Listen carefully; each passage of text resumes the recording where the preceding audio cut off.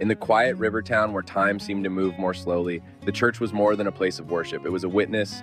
Its stones carried the memory of generations, joys, burials, prayers whispered in fear, and songs raised in hope. At the heart of this church served Father Malachi, a clergyman whose presence felt deeper than his words. He was not young, yet he did not age. Year after year, his face remained the same, lined gently as if shaped by wisdom rather than time.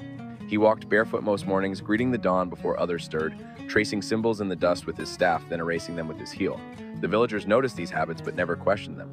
Something about him discouraged curiosity, not through fear but through reverence. Father Malachi taught that faith was not only spoken but listened to. He urged people to respect the land, the river, and silence itself. He explained that creation was a living scripture written long before ink touched parchment. To most, these were poetic lessons. To a few, they sounded like guarded truths. Beneath the church altar lay a sealed chamber, a remnant from before the church was built. Old records hinted that the land was once a meeting place for spiritual custodians, men and women who understood the balance between heaven, earth, and humanity. When the church rose, the chamber was left untouched, sealed in prayer rather than stone. Father Malachi alone knew what rested there, not his knowledge learned, but his memory inherited. Every night when the town slept, he prayed in two voices. One was the familiar prayer of Scripture. The other was older, spoken softly, not to command but to remind.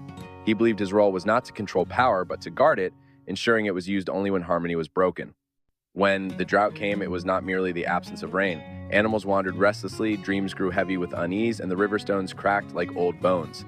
Father Malachi knew the balance had been disturbed. Human neglect, pride, and forgotten gratitude had weakened the bond between the land and its people. The evening gathering was not a spectacle, but a reconciliation. He invited the people to stand not as beggars of miracles, but as witnesses to responsibility. His prayer that night was an explanation rather than a request. He spoke to the land as a shepherd speaks to a wounded flock, acknowledging harm, promising remembrance. The sealed chamber responded because it was never dormant. It was waiting. The warmth beneath the altar was not fire, but life awakening.